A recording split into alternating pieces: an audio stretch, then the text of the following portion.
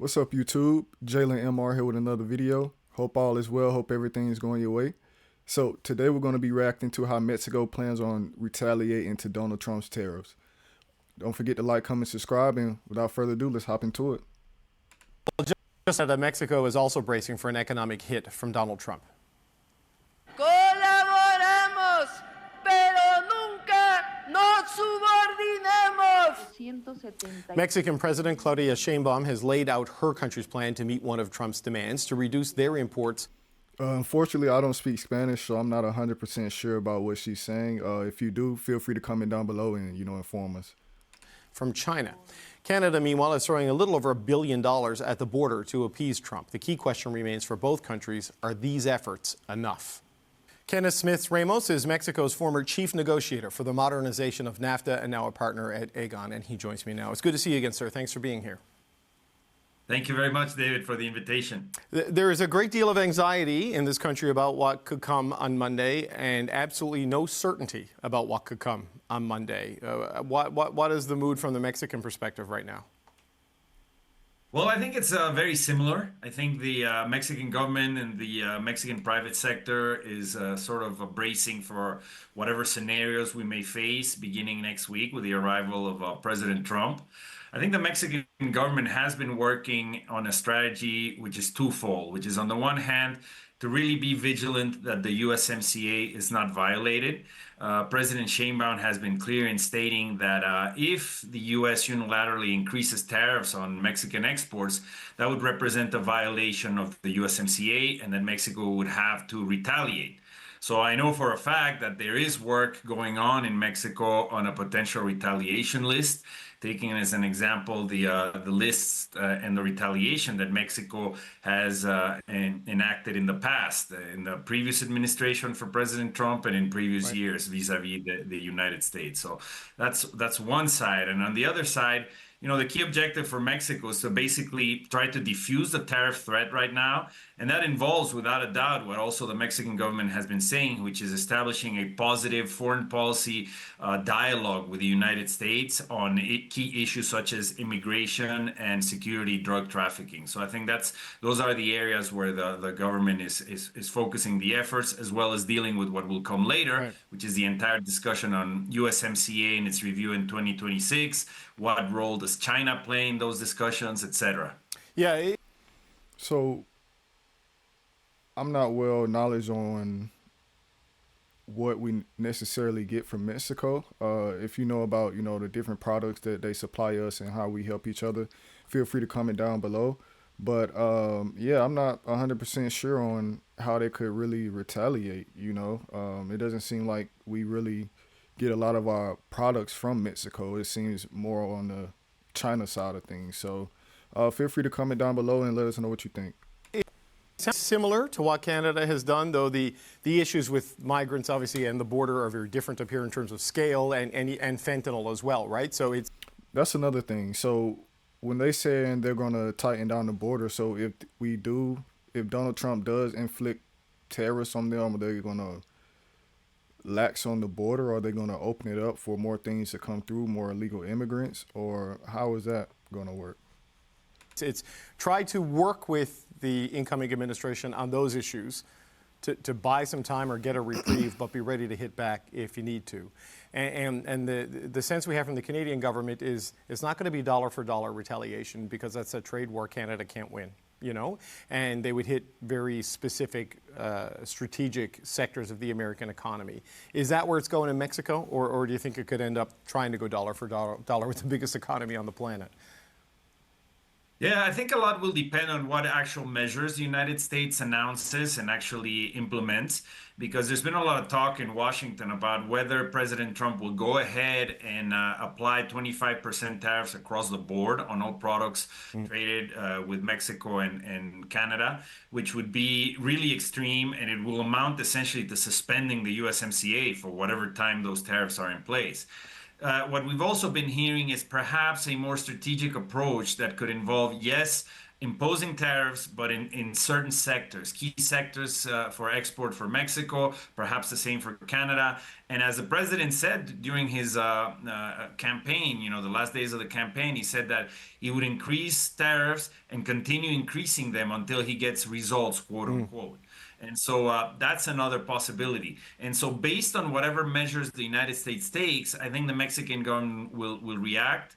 Obviously, in a retaliation, it's very hard to go tit for tat with the United States. And most importantly, whatever occurs in terms of retaliation and tariffs that the US may impose, the strategy in the Mexican government must be to try to make this as short-lived as possible. So in other words, get to this constructive dialogue that the Mexican government is talking about on immigration, on security, on China. I think the Mexican government, through individual unilateral actions in Mexico, has already sent signals to the US, with big captures of shipments of fentanyl, for example, with increasing tariffs on China, other measures that are being taken on immigration. The idea is to send the signal that Mexico will be firm on not allowing, the U.S. A free pass, so to speak, if it violates the agreement, but at the same time, the willingness to address all of these important issues for North America. What kind of signals is the Mexican government and the Mexican private sector getting in terms of how these efforts are being received? Because I know there's been moves on fentanyl, as you say, and on migrants, and some efforts to reduce the amount of Chinese goods coming in, including crackdowns on companies that sell them. Canada's done a bunch of things on the border. We're told it's been well received by the people who were part of the administration, but nobody truly knows how Donald Trump feels about it. What's the signal that Mexico has received on its efforts and how those are being viewed? Exactly. You said something that's very important. How does the president-elect actually see these things? Precisely because of the hierarchical way that he operates. His operatives, his cabinet may think one thing, but if he hears something in the news or gets a certain perception from someone, that may change completely the policy of the U.S. What we are hearing is that, in both in the Washington, D.C. circle, let's say, in think tanks, media, people that are close to the government and to the transition team, these signals are seen as positive.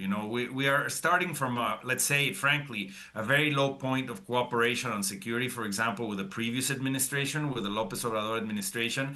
And President Sheinbaum has taken strong actions against cartels already. Like I said, intercepting shipments of drugs, sending her equivalent of a drug czar to spend time, a substantial amount of time in the state of Sinaloa, where there's a lot of cartel activity.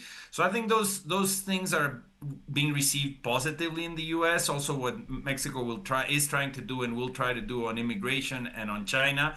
But it remains to be seen once President Trump comes into power, and of course, once his government apparatus is in place and the officials that will be in charge of the actual day-to-day negotiating with Mexico, what are the positions that they will be taking. But I think it's a positive step on the international side that President Sheinbaum is sending these signals, and domestically, the private sector is happy also because, or at least satisfied with what has been announced this week, which is a major economic growth program for the administration of. Okay, so I kind of have a gist of what they're trying to do. They're trying to right all of their wrongs, trying to show them that they're actually on top of things, so that way when Trump actually does look at what's going on currently, he can be like, okay, well, you are actually out there in the field actively trying to stop illegal immigrants, trying to stop the fentanyl, trying to, stop the corrupt cartels. So I get what they're trying to do. Sheinbaum called the Mexico Plan. And this is directly linked to how Mexico will try to portray itself as a strong and important ally of the United States on the economic front as well. Are you worried, though, that Donald Trump looks at what Mexico has done and looks at what Canada has done? He's never, without him even having imposed a single tariff or taken the oath of office, he's gotten all of this movement, and he said jump and everybody jumped, that it incentivizes him to further drastic threats and even bigger demands for change. See, that's the thing about Trump. Everybody knows if he says he's going to do something, he's going to do it. So, a lot of presidents before, we're going to do this, do that, make sure you have all of this in line, and they never actually, implement things that's going to, behind their word. But everybody knows when Trump says he's going to do something, it's most likely going to happen. Because reward the bully, you get bullied some more, it seems.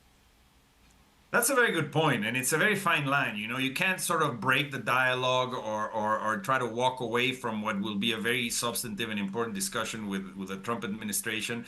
At the same time, if you give too many concessions right up front, I mean, I know for a fact because I lived it when we negotiated the USMCA, he will just double down and keep asking more and more and more. So that is the fine line and sort of the equalizing effect that Mexico has to find the right mix of willingness to sit down and to work constructively, but at the same time stand your ground, you know, and draw very clear red lines on certain issues. And I think that's why it's very important that President Sheinbaum sent this signal that if there's a violation of the USMCA, Mexico has to retaliate and to generate economic impact in the United States, because that's what helped us back in the also with Canada in 2018 when the U.S. raised tariffs on steel and aluminum. Within 3 weeks, Mexico had implemented retaliation, and within the discussions on the USMCA, Mexico and Canada were excluded from national security measures Right. in the automotive sector. So that's an example that you have to sort of stand up to the big guy and say, you know, we are willing to negotiate, but we will also stand firm on our principles. I wonder if I can squeeze in one more question with you, because you were part of a trade negotiation last time. This isn't a trade negotiation as much as it's like a trade war. You know what I mean? Like, at least the threat of a potential trade war. So does that change your approach? Because in a negotiation, you're exchanging positions and I get a clear sense of objectives, and there's clarity and data going back and forth, and sort of a bottom line takes hold, I would presume, in the conversation. Do you have to approach something like this completely differently than a standard trade renegotiation or negotiation deal? Well, I don't think you have to address it radically differently. There are different conditions than what we faced in USMCA in 2018. Obviously, this mixing up that Trump is doing on tariffs, threats with immigration and security. But let's remember that in 2017 and 2018, there was this constant threat by President Trump that he was going to pull out of the NAFTA at the Right. time, which would have amounted to a major trade war or cancellation of this very important economic growth mechanism for Mexico. So we were under severe threat back then. There was a talk of paying for the border wall, etc. So there are parallels to what we lived through in 2017, 2018 in the USMCA negotiation. And I think that Mexico needs to try to separate. It will be difficult with Trump, but try to separate the discussion, the immediate discussion on diffusing the threat tariff and dealing with immigration and security. And then after that, really getting into the details as to what we want to obtain in the USMCA review in 2026. Because if you bunch everything up together, I agree with you. It gets very complicated to obtain solid economic results if you're also having to deal with fentanyl, with immigration, etc., in the same negotiating table. Kenneth Smith Ramos, always appreciate the time. Thank you for being here today, sir. And we're going to have an interesting week next week. Talk to you soon. Thank you very much, David. It's a pleasure. Well, that's all for today's video. My opinion on things, I feel like Mexico they have to stand up to the bully, but at the same time, if you're looking at economy versus economy, they're not going to stand a chance versus the U.S. So the best thing they could do is just try to tighten up on everything, you know, get all their ducks in line, and then just try to negotiate as best as they can. But, you know, when it comes to Donald Trump, not much of a negotiation that you could really do, because once he has his mind set on something, it's pretty much already set in stone. So let's continue to watch and see how everything plays out. Today is the day that he will be put into office. So let's see how everything plays out. Don't forget to like, comment, subscribe, and check you on the next video. Peace.